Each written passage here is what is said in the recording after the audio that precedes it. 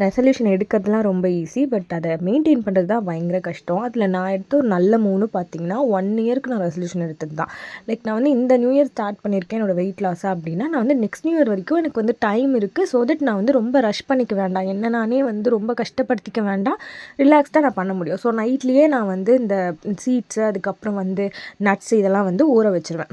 So that எனக்கு morning நான் yearly dinner சாப்பிட்றதுனால மார்னிங் எழுந்துக்கும் போதே நான் ரொம்ப பசியோடு எழுந்துப்பேன். அந்த டைமில் எனக்கு வேணும் அப்படின்னா நான் அரைச்சி குடிச்சிக்கலாம், இல்லைன்னா நம்ம அப்படியே கூட ஊற வச்சு தான் சாப்பிட்டுக்கலாம். No issues. அது அவங்கவுங்களோட விருப்பம் தான்.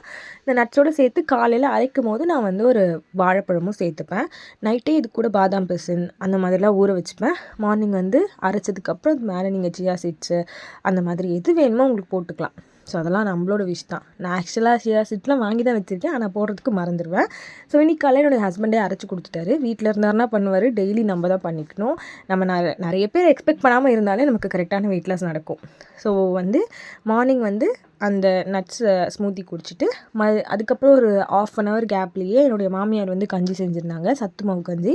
அந்த கஞ்சி கொஞ்சமாக குடிச்சிட்டேன். ஸோ தட் எனக்கு வந்து ஃபில் ஆகிடுச்சு. ஒரு வாழைப்பழம் சாப்பிட்டு என்னோடய வயிறை வந்து நான் ஃபில் பண்ணிக்கிட்டேன். மதியானம் மட்டும்தான் இதோட நான் ஒரு நல்ல லஞ்ச் சாப்பிட போகிறேன்.